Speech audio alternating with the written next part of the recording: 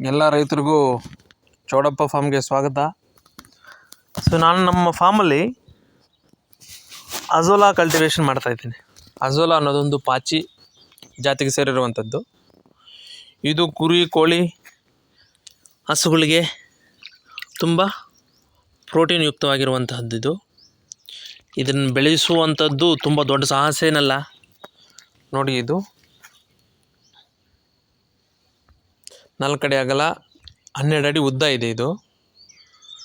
ಇದಕ್ಕೆ ಒಂದು 5 kg ಸಗಣಿ, ಒಂದು ಅರ್ಧ ಇಂಚಷ್ಟು ಮಣ್ಣು, ಕೆಳಗಡೆ ಅರ್ಧ ಇಂಚಷ್ಟು ಮಣ್ಣು ಹಾಕ್ಬಿಟ್ಟು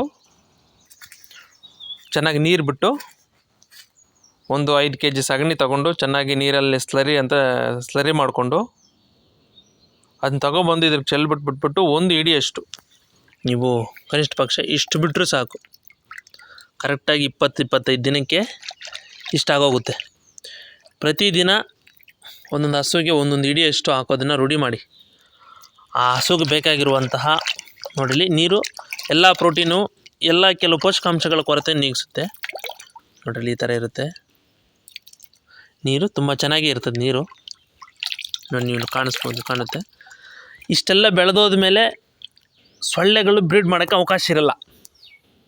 ಎಲ್ಲರೂ ಅಜೋಲಾ ತೊಟ್ಟಿ ಹಾಕ್ಕೊಟ್ರೆ ಸೊಳ್ಳೆ ಬ್ರೀಡ್ ಮಾಡುತ್ತೆ, ಸೊಳ್ಳೆ ಅಲ್ಲಿ ಸಂತಾನೋತ್ಪತ್ತಿ ಮಾಡುತ್ತೆ ಅಂತ ಹೇಳ್ತಾರೆ. ಮೊದಲು ಮಾಡುತ್ತೆ. ಯಾವಾಗ ಅಜೋಲಾ ಹಿಂಗೆ ಬೆಳೆದೋಗುತ್ತೋ ನಾವು ಚೆನ್ನಾಗಿ ಬೆಳೆಯೋ ತನಕ ಇರಬೇಕು.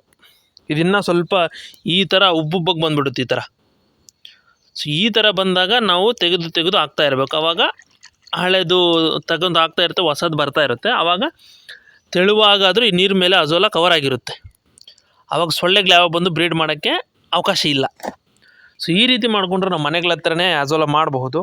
ಮನೆಗಳ ಹತ್ರ ಅಜೋಲಾ ಮಾಡಿದ್ರೆ ಸೊಳ್ಳೆ ಬರುತ್ತೆ, ಸೊಳ್ಳೆ ಬ್ರೀಡ್ ಮಾಡುತ್ತೆ, ಗಲೀಜಾಗುತ್ತೆ, ಅದು ಇದು ಅಂತಾರೆ. ಯಾವುದೇ ರೀತಿಯಾದಂತಹ ಆ ಥರ ಸಮಸ್ಯೆಗಳು ಬರಲ್ಲ. ನೋಡಿ, ನಮಗೆ ಈ ಥರ ನೀರು ಕಾಣಿಸಿದ್ರೆ ನೋಡಿ, ಇಲ್ಲಿ ಸೊಳ್ಳೆಗಳು ಬ್ರೀಡ್ ಮಾಡ್ತವೆ ಇಲ್ಲಿ. ಸೊ ಆ ಥರ ಪ್ಲೇಸಲ್ಲಿ ಹೋಗ್ಬಿಟ್ಟು ಈ ಥರ ಕೂತ್ಕೊಂಡ್ಬಿಟ್ರೆ ಅಂದ್ಕೊಳ್ಳಿ, ಅವು ಹೋಗಿ ಬರೋಕ್ಕಾಗಲ್ಲ. ಸೊ ಫುಲ್ ಈ ಥರ ಬೆಳೆದೋದ್ಮೇಲೆ ಅವು ಬ್ರೀಡ್ ಆಗೋಕ್ಕೆ ಸಾಧ್ಯ ಇಲ್ಲ. ಫುಲ್ ಬ್ರೀಡ್ ಆಗೋಗ್ತವೆ, ಅಂದರೆ ಫುಲ್ ಕವರ್ ಆಗೋಗುತ್ತೆ. ಇದು ಕವರ್ ಆಗೋದ್ಮೇಲೆ ನಮ್ಗೆ ಆ ಥರ ಸಮಸ್ಯೆ ಬರಲ್ಲ. ನೋಡಿ, ಅಲ್ಲಿ ಮೂಲೆಯಲ್ಲಿ ಬ್ರೀಡ್ ಆಗಿತ್ತು ನೋಡಿ, ಈ ಕಡೆ ಯಾವುದು ಆ ಥರ ಇರೋದಿಲ್ಲ ಜಾಸ್ತಿ. ಮತ್ತು ನಾವು ಒಂದು ವೇಳೆ ಬ್ರೀಡ್ ಆದರೂ ಸಹ ನಾವು ತೆಗೆದಾಕ್ತಾ ಇರ್ತೀವಿ, ತೆಗಿತಾ ಇದ್ದು ಇದ್ರ ಬೆಳೆಸ್ತಾ ಇರ್ತೀವಿ.